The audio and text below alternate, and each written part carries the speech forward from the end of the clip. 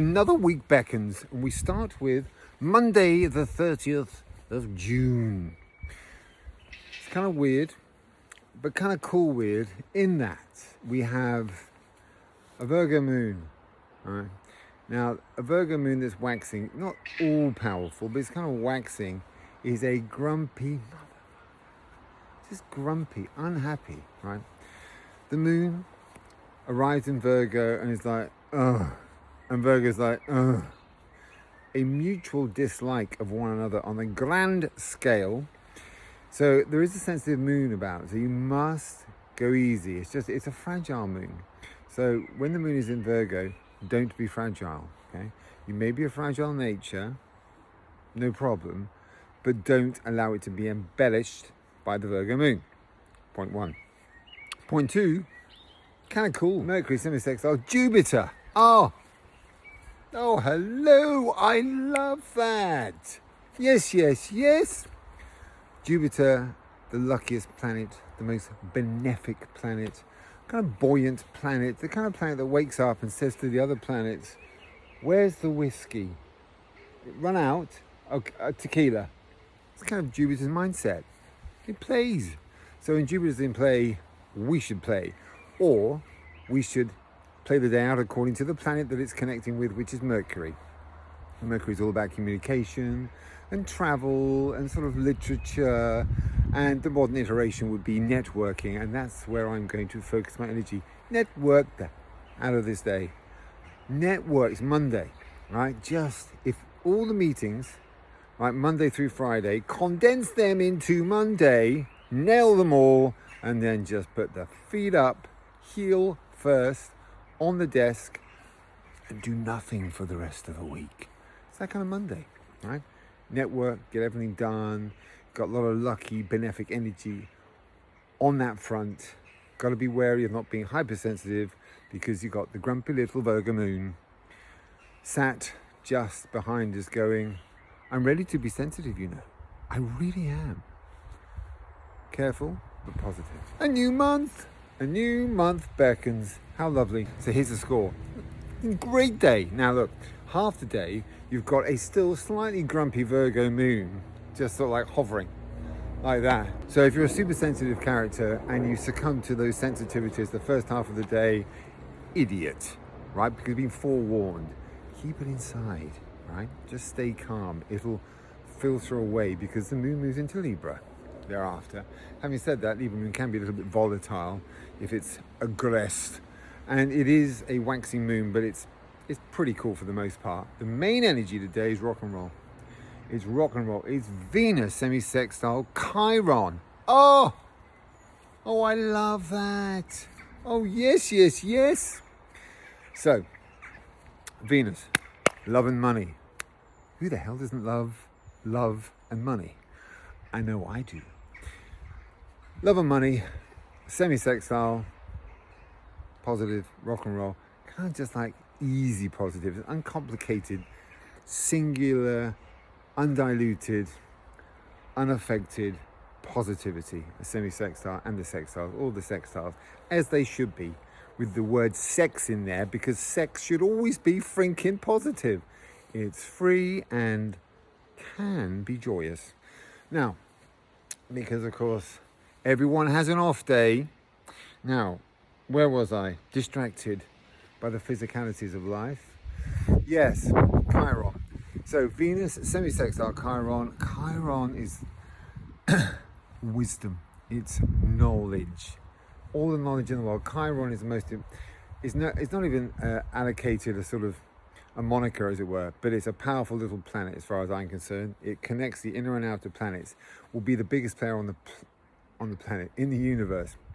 Should be already, will be going forward, because the age of Aquarius is all about knowledge, it's all about wisdom, and Chiron is the brightest of them all. So when Brighton's in play, it's all about acquiring knowledge and understanding in all areas of life, physical, mental, spiritual, and emotional. You just get it. You just get life. And it's aligned with a very positive Jupiter. So if you need to do anything or sort of hurl yourself into the muddied waters of love or money. Today is the day, because it'll pan out okay, because you're sharp, you get it, you understand where to go, what to say, what to do, how to act, how to respond. You just get it. Chiron gives you all the tools you need to have an incredibly successful day. Don't waste it. Here's a little story on Wednesday the 2nd of July. It's about Libra. Because today, all the other planets have decided to take off, leaving the day in the control of, really, or they just said to the little Libra moon, can you hold the fort for the day? And the Libra moon's gone, all good. So what is a Libra moon when left to its own devices and with nothing else really going on? It's not even connecting with any other planets. It's just a little Libra moon. Now, the thing about Libra is it's ruled by Eris. Okay, now people think it's ruled by Venus because Librans love harmony and tranquility and luxury and just calm. It's because of where Eris, who really rules Libra, came from. Eris is the sister of Aries, a volatile little cookie, but a deeply humanitarian, gladiatorial little cookie at that. And when Libra is happy, she's very, very happy. But when she's not happy, she's really very unhappy. And that's why Libra men can be really rather volatile, because they're ruled by feminine energy. And this is why suddenly Libra men will be just like, bam. It's kind of masculine aggression with feminine emotion. So that's why it's quite difficult being a Libra man, much easier being a Libra woman, because you can be a gladiatorial woman. So it's Libra girl. And the reason that Libra women love peace and tranquility is because of Eris's backstory. It's a little tricky, and it's been quite gladiatorial, tough little journey to get to where she's got to. And so at the end of the day, she just wants a bit of harmony, a bit of peace and quiet, and just wants to chill out. That's where that kind of analogy came from. And it's accurate, but fundamentally, these are little fighters, Libra women. And the boys. The thing about Libra, and it's true, they are the old school romantics, right? The absolutely old school romantics. So when it's just a Libra moon on its own, Libra women love old school. They love chivalry. Libran women absolutely, to a woman, adore chivalry, and even the boys to a certain degree. And so when it's just a moon on its own, I call this chivalrous day. It doesn't happen very often, but if you want to have, especially if you're a Libran, but anyone, a beautiful, romantic, old school, chivalrous date, hot, cordial, sexual, sensual, and or otherwise, oh, here's your day. It's a Wednesday. It's a midweek. I know, normally sit and watch some shite on TV and shovel down a curry. Well, not tonight. A little romantic date is in order to embrace, encourage, and indulge the ever romantic, the ever chivalrous, loving Libra moon. 1st of July, 3rd. Libra moon again, on its own, but he is not quite on his own, because he is actually opposite. This is rather rare, opposite Chiron. Now what's interesting here is that two things. A Libra moon, when it's opposite anything, actually turns into quite a volatile little moon. So absolutely don't lose it today. I mean, literally, this is very uncomplicated in black and white. You lose it today, you're an idiot. Don't go there. It's completely unnecessary and will be, unbelievably detrimental on a grand scale. Don't go there. Someone comes right at you, stay zen like calm. It will pay immense dividends. Point 1. Point 2. Libra is opposite Chiron. Now, Chiron ordinarily is the bestower of the most magical information across the board, mental, spiritual, physical, emotional.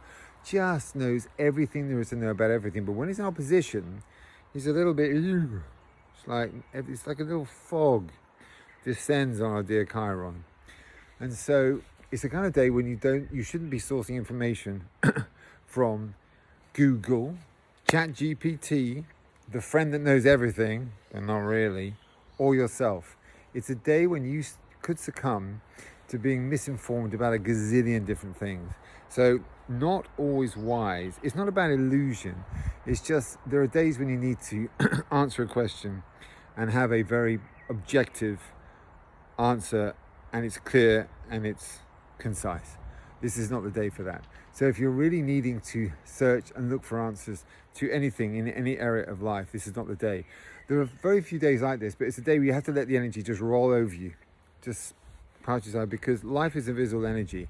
And sometimes when you try and control that energy and it's part of an opposition, you're going to get yourself in trouble.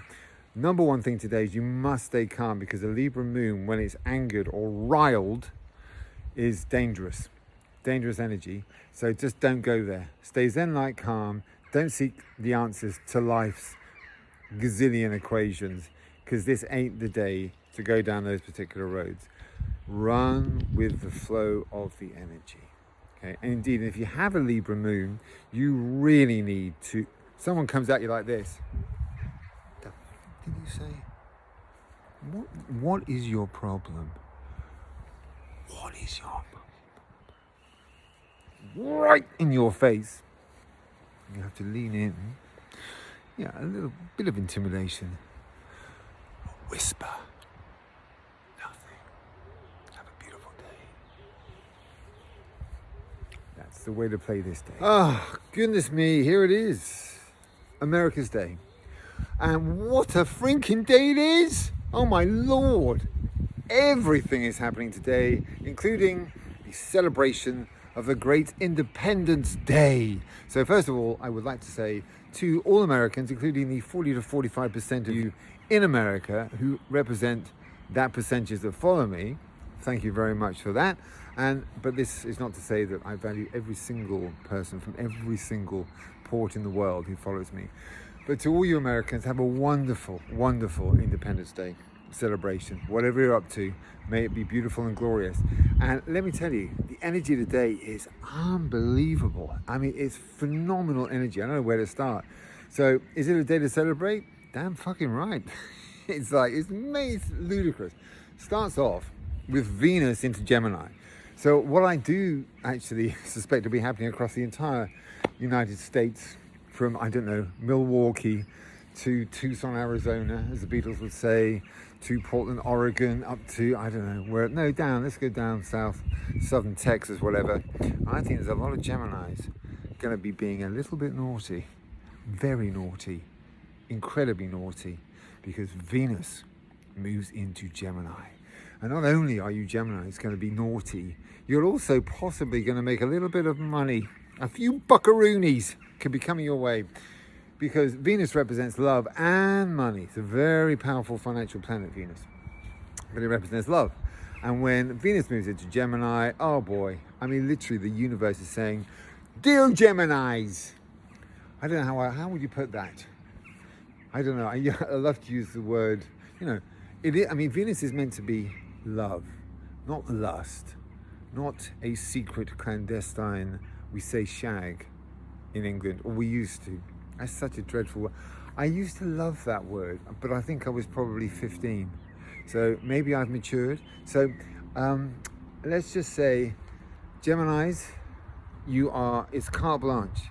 You can go hunt down some sexy beast or be romanticized by same hunk, or all you boys, Gemini boys, if that wonderful damsel that you've been searching for just decades suddenly stands before you, meant to happen on July the 4th. So it's kind of magical. And also from a physical perspective, if you Geminis for the next few weeks, 3 or 4 weeks, if you Geminis need to embroil yourselves in all the, muddied waters of finances and making big decisions and thinking, oh my God, am I going to be okay? Well, if there's a time to make it, it's when Venus is in Gemini. So if you're a Gemini going, I can't make the call, fucking magic roundabout of madness for a Gemini, I don't know what to do, which way? Do I go left, do I go right, do I go straight, do I reverse?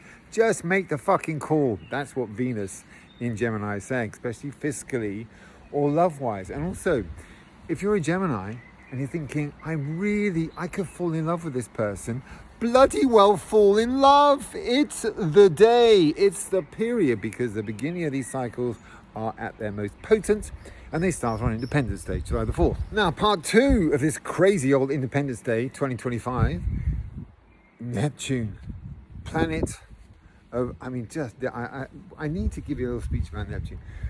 In cartography, when I do these cartography consultations, I always say you've got to avoid Saturn and you've got to avoid Neptune. They are bad boys of cartography. You find yourself living on that line, whether if you live on it, if it's love, if it's money, if it's peace, if it's tranquility, if it's consistency. If you want any of those things in life, and you are living on a Saturn or Neptune line, longitudinally or latitudinally, I'll be honest, you're fucked.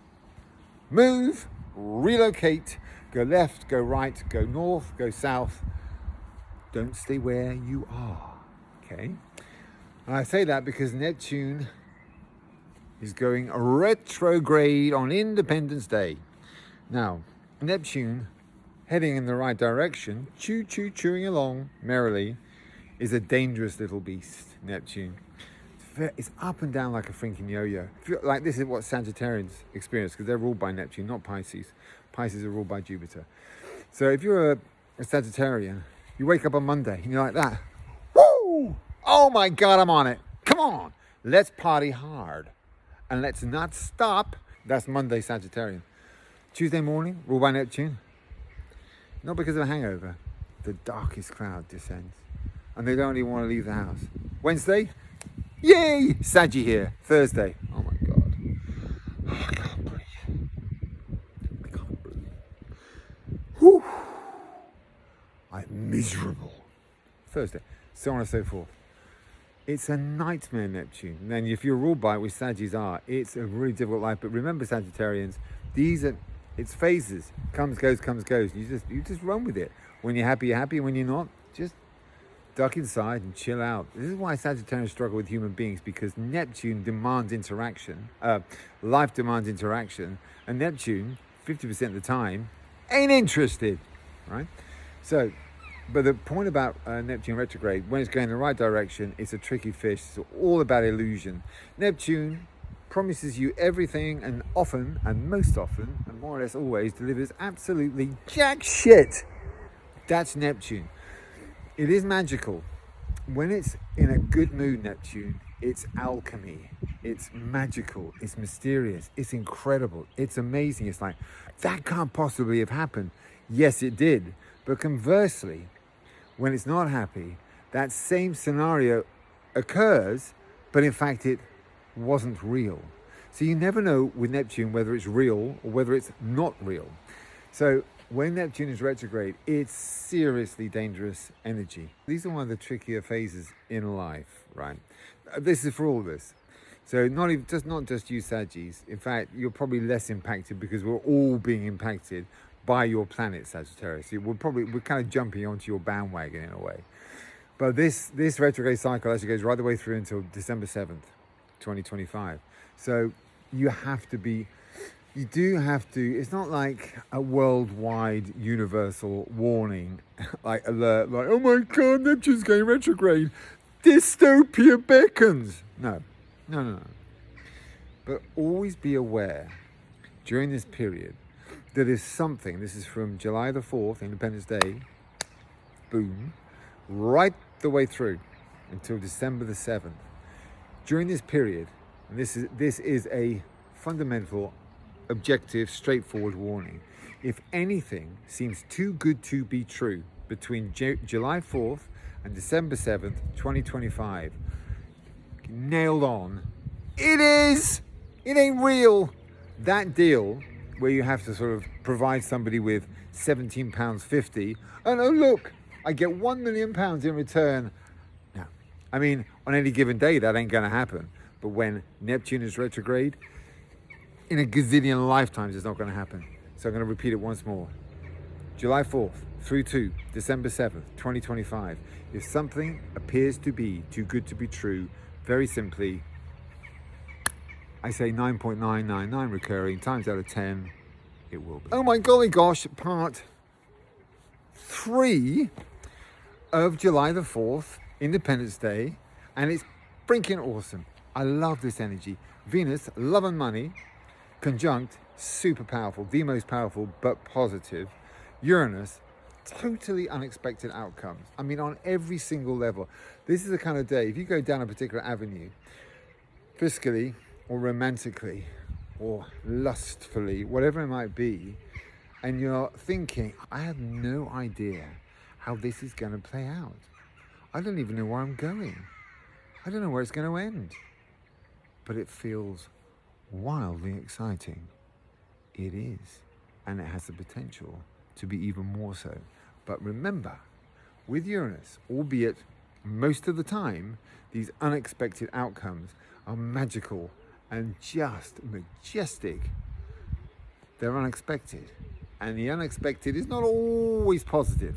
So, bear that in mind. But Venus conjunct Uranus is saying, have you awoken today with a desire to go on the wildest ride of your life? And your answer is an unequivocal fuck yeah. Jump on board the good ship Venus conjunct Uranus, because there will be an unexpected outcome, but it could be one of the most joyous outcomes of your entire life. But remember, unexpected outcomes can be positive or negative. It'll be your call before you've drunk a vat of vodka. Okay? Don't go making reckless calls, knowing there's an unexpected outcome. Whilst you order your third bottle of vodka, please. Don't do that. And to the lady who asked me to say, you don't always have to drink vodka. You could just go for a beautiful ramble through the forest. You could do that, because that would also be, if it's the Emerald Forest, a wonderfully unexpected but joyous outcome. Saturday, 5th of July. Wow, this is a funny one. Actually, I don't come across this very often. A Scorpio moon all on its own. It's a waxing Scorpio moon, which ordinarily could be dark and dangerous. Very dark, very dangerous. But it's not connecting with anything or anyone. It literally is a solo, powerful, because it's waxing, Scorpio moon. Its power can be absolutely beautiful. Because the thing about Scorpio, when it's on the wrong side of energy, it's heavy, it's intense, but it's intense and dark. And it's heavy, and that just kind of like it weighs you down. But Scorpio has a reputation, we all know it. It's like that sexual siren, the whole fucking, they're kind of like really deep, dark, mysterious, lustful, connected. Oh my God, I've just had the most incredible experience, like physically, emotionally, intellectually, with someone who was also so virtually perfect that I never wanted it to end. Ever. Ever. It's this kind of day. It's this kind of day when you literally wake up the next day and you say to yourself, I've been around the block.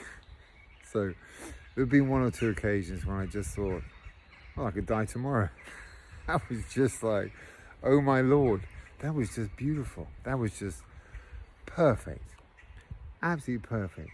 I'd like to think the person who was involved in that memorable evening, as far as I was concerned, would think the same thing. They'll probably just watch this and think, well, it sure as hell wasn't me. And I'll be thinking, well, I thought it was. Because love and lust is often just wonderfully one-sided. I mean, farcically one-sided. Anyway, point being, these are the days when it's a Scorpio moon in and of itself, left to its own devices, who loves the intensity of a deep, beautiful connection across all areas of life, mental, physical, spiritual, and emotional. Scorpio loves that. Scorpio moon truly adores it. So if there's a hot date that you just think, I know he or she's the one, let's not lose sight of the fact that it is Saturday, the 5th of July. So I would reserve that spectacular hot date, if you think they are the one, for Saturday, the 5th of July, 2025. And feel free to let me know how you get on, but obviously keep it the badinage, within the remit of don't go too gory. But anyway, that's your day. That is the day of fairy tale love. Oh my goodness, we made it. Well, hold on, I haven't got through Sunday yet, but basically it's thus. Venus is sextile Saturn and Neptune. A lot of Venus action this week, I have to say. You Taurians will feel it. Be like that. You Taurians be like that. Boom, boom, boom. It's just insane. So it's quite a wild ride for you Taurians, to be honest with you.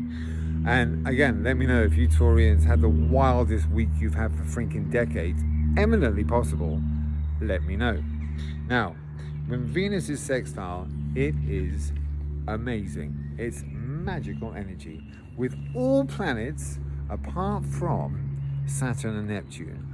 Where is Venus today? It is sextile Neptune and Saturn and Neptune. Tread warily, my friend. It's a Sunday, so it's probably unlikely, but if you had to carry out some kind of financial transaction, ordinarily that would be a really good day to do it, because Venus, Saturn, financial planets, common sense, all good, but not when Neptune's loitering. Wherever you see Neptune, you have to see the words, have the words, block capital, strap it across your forehead, emboss it across your backside. Illusion! What appears to be real is not real most of the time with Neptune.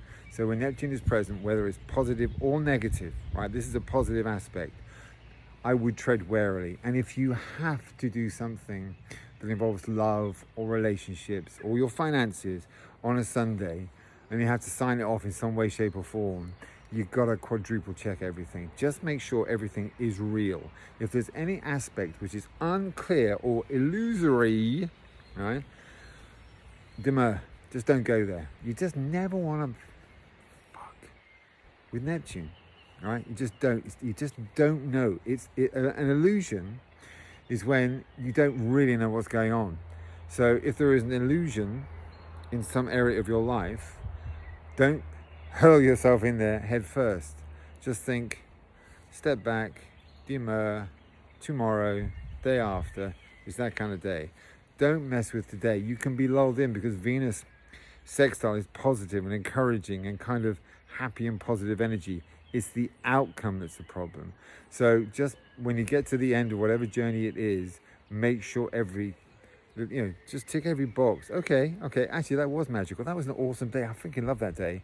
Right, sign here. Okay, hold on. Just give me 5 minutes. What do you want 5 minutes for? To deal with Neptune's illusion? That mindset. That's it. As always, I always say two-way gig. Always a two-way gig between you and I. Continue to please follow and or subscribe if you like what I do. And I don't know, really, I don't want to be too boring. Just always let me know what you like, what you don't like, what you want, what works, what doesn't work, because I'm just doing what I do and I'm just imparting my knowledge, but you're like, I want more of that knowledge, Mr. Fox, and less of that knowledge, Mr. Fox. Things like this. Always tell me. I read your comments. I always say it, and I'm not making excuses. I'm surrounded by a coterie of brilliant people, so I don't make excuses about not being organized or having time. There's just a lot going on, mainly down to you, thanks to you guys, because like the popularity of astrology per se, well, it's not so much astrology, I have to say, because Western astrology on its own ain't enough in the age of Aquarius. You've got all these interweaving energies working as one. Numerology, Vedic, Chinese, Western, cartography, these are all trying to work as one, and you need to know when they're in play and when they're not in play. So I'm hoping that you follow me, and because of the originality of my approach to astrology. And if that is the case, bless you, because this is why I do what I do. It's been a long journey, right? And it's joyous for me that you get it and you understand the value of fusing these interactive energies, because they're constantly acting as one. So I literally doff my cap to every single one of you that follows me, because I am bombarding you with quite a lot of information all the time, with the fusion of like, okay, you're a Taurian metal horse with a Libran ascendant and a Scorpio moon and the nodes in the 5th and the 11th house and all this sort of jazz. But man, you're impressive. You just give it to me.